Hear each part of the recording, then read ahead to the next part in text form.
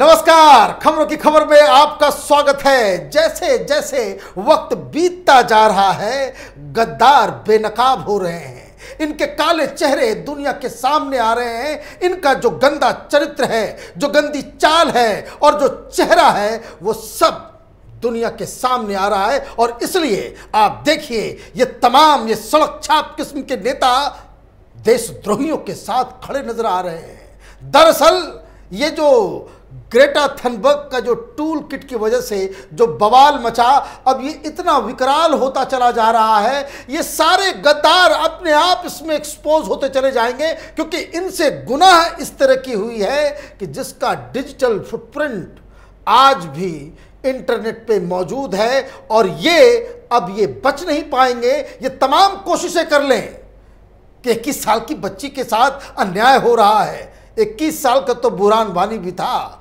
छोड़ दिया गया क्या? ऐसे गद्दारों को, जिन्होंने खालिस्तानियों के साथ मिलकर, चीन के साथ मिलकर, पाकिस्तानियों के साथ मिलकर देश को अपमानित और बर्बाद करने की साजिश में उन्होंने जो भूमिका निभाई है, इसे छोड़ा नहीं जाना चाहिए। नहीं, कुछ खबरें आई हैं, कुछ डेवलपमेंट्स ऐसे हुए हैं जिसे सुनकर हर देशभक्त का दिमाग आज झन्ना उठेगा, क्योंकि अब इनकी पोल पट्टी पूरी तरीके से खुल रही है। दरअसल ये दिशा रवि की गिरफ्तारी के बाद से जो पूछताछ हो रही है, अपने आप ये सारी बातें ये तो रो रही है कि हम तो एक्टिविस्ट हैं। ये अजीबो गरीब किस्म की क्लाइमेट एक्टिविस्ट है। सरकार क्लाइमेट के लिए क्या क्या काम कर रही है, उसके बारे में इसने कभी बातचीत नहीं की।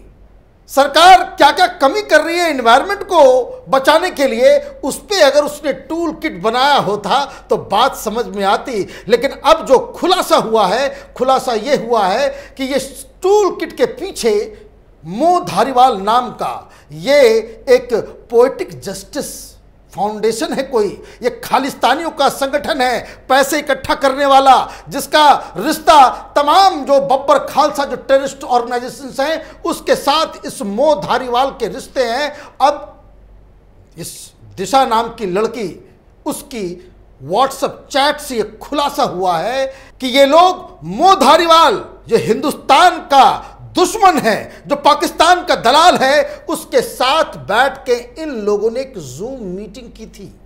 जूम मीटिंग में ये दिशा रवि, निकिता जैकब और एक और पुनीत नाम के लड़के के साथ और भी कुछ सारे लोग थे, जो इस जूम मीटिंग में जहां ये तैयार किया गया, ये पूरा प्लान, ये सारी चीजें तैयार की गई और उसमें ही ये तय किया गया कि एक टूल किट बनाया जाएगा इस किसान आंदोलन के लिए। अब जो बताया यह जा रहा है कि एक लड़की, एक और नाम आया है निकिता जैकब का। निकिता जैकब मुंबई में एक वकील है और बताया जा रहा है ये आम आदमी पार्टी की बहुत ही बड़ी एक्टिविस्ट है। इसलिए जब इसके ऊपर छापेमारी हो रही है, जब से इसका नाम आया है, केजरीवाल के पेट में थोड़ी ज़्यादा ही दर्द शुरू हो गई है। लगातार आम आदमी पार्टी के दलाल, वो सारे लोग सोशल मीडिया में त्राहिमाम इसे बचाने की कोशिश में जुटे हुए हैं, लेकिन ये बचेगा नहीं, ये फरार है। दिल्ली के कोर्ट ने इसके खिलाफ गैर जमानती वारंट जारी किए हैं। मालूम ये चला कि कुछ दिन पहले दिल्ली पुलिस की स्पेशल सेल इसके घर गई थी, वहां पे इनसे पूछताछ की गई। ये तारीख शायद 10 तारीख की बात है। और उसके बाद इसके सारे जो फोन्स थे, लैपटॉप थे, उसको पुलिस साथ ले गई और इससे कहा कि अगले दिन हम फिर पूछताछ करेंगे। 11 तारीख से वो गायब है। उसके बाद से ये कहाँ गायब है, ये वकील साहिबा, इसका कोई पता नहीं चल रहा है। उसकी वकील की तरफ से स्टेटमेंट आया, मीडिया वाले ने पूछा कि वो भाग कहाँ रही है, किसके डर से भाग रही है, वो नदारद क्यों है। तो उसकी वकील ने कहा कि हमने हाईकोर्ट में, मुंबई में, उन्होंने एप्लीकेशन डाला है इंटरिम बेल के लिए और ये सारी बातें कल वो कोर्ट के सामने करेगी। मतलब ये जिस तरीके से एक प्रोफेशनल क्रिमिनल कानून के दांव पेच के साथ खेल करता है, वही काम ये लोग कर रहे हैं। और इसको बचाने के लिए ये तमाम पॉलिटिकल पार्टीज, ये बौने लीडर्स, जिन्हें इस देश की सुरक्षा के बारे में, इस देश की एकता और अखंडता के बारे में जरा सा भी कोई परवाह नहीं है, ये इसे बचाने के लिए कूद पड़े हैं। लेकिन सवाल ये है कि इनका गुनाह क्या है? गुनाह इनका ये है कि ये खालिस्तानी संगठनों के साथ मिलकर वो जो गूगल टूल किट जो था, उस टूल किट को बनाने की जिम्मेदारी, उसको फिनेंस करने की जिम्मेदारी और उसमें जो तमाम मटेरियल्स वगैरह जो चलाए जा रहे हैं उसकी ओनरशिप ये मो धारीवाल ने खुद स्वीकार की है। खालिस्तानी संगठनों ने इसे स्वीकार किया है। और ये जो तमाम उसके जरिए जो मटेरियल सप्लाई किए गए, जो एम्स जो रखे गए थे, वो देशद्रोह की श्रेणी में आते हैं। कि ये सारी की सारी प्लानिंग कि 26 जनवरी के दिन क्या होना है, कैसे होना है, उसके पहले किस तरीके से ये करना है। और तो हाँ, ये दिल्ली पुलिस के तरफ से ये बताया जा रहा है, ये सूत्रों से खबर आ रही है कि ये जो पूछताछ के दौरान ये दिशा रवि ने बताया कि वो जो जूम मीटिंग हुई थी जिसमें ये निकिता, ये आम आदमी पार्टी वाली, और दिशा रवि और मो धारीवाल के साथ जो बातचीत हुई, उसका एक ही टारगेट था। वो टारगेट ये था कि आप इतना ज्यादा बवंडर मचा दो सोशल मीडिया के अंदर, ट्विटर के अंदर में आंधी फैला दो कि 26 तारीख के दिन मामला इतना गर्म हो जाए कि वहां पे हिंसा भड़क जाए।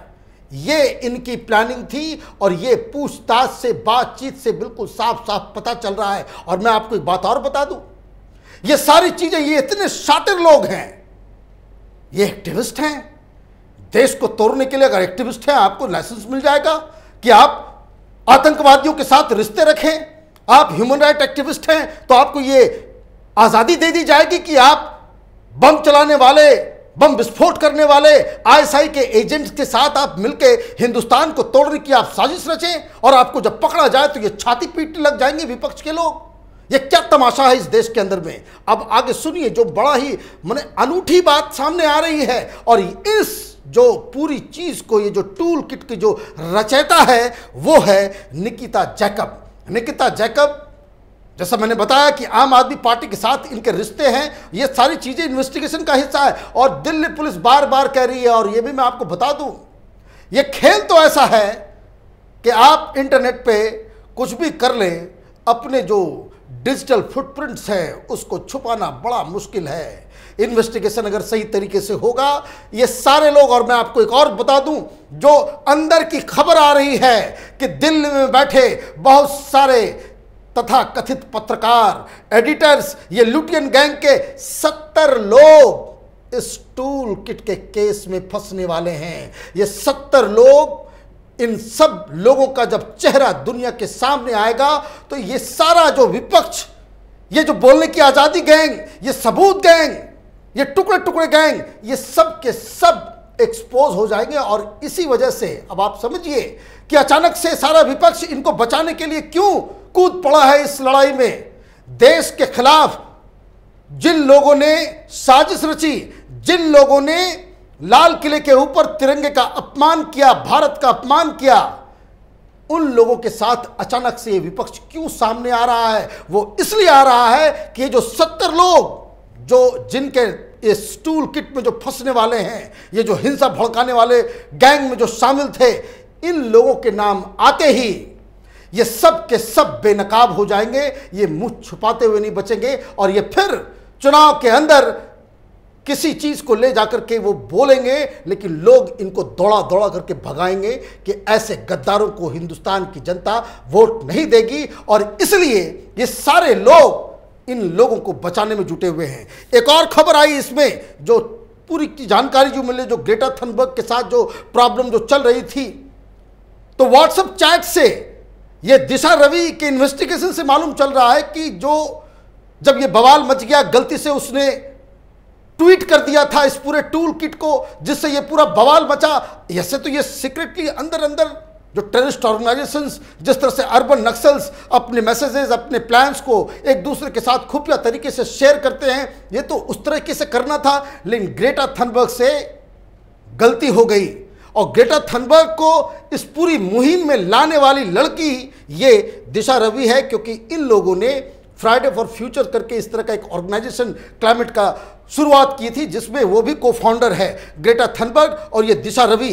तो इसकी उससे जान पहचान थी और इसने ही ग्रेटा थनबर्ग को इस आंदोलन के लिए ट्वीट करवाने के लिए उसको पुल इन किया था। वैसे तो रिहाना के लिए तो 18 करोड़ रुपए दिए गए। अब पता नहीं इन लोगों को टूल किट क्रिएट करने में कितने रुपए दिए गए होंगे, कौन दे रहा होगा, कहां से पैसा आया है, पाकिस्तान से आया, चीन से आया, खालिस्तान की तरफ से आया, ड्रग माफिया ने दिया, किसने दिया, ये सब भी ये इसकी तहकीकात चल रही है।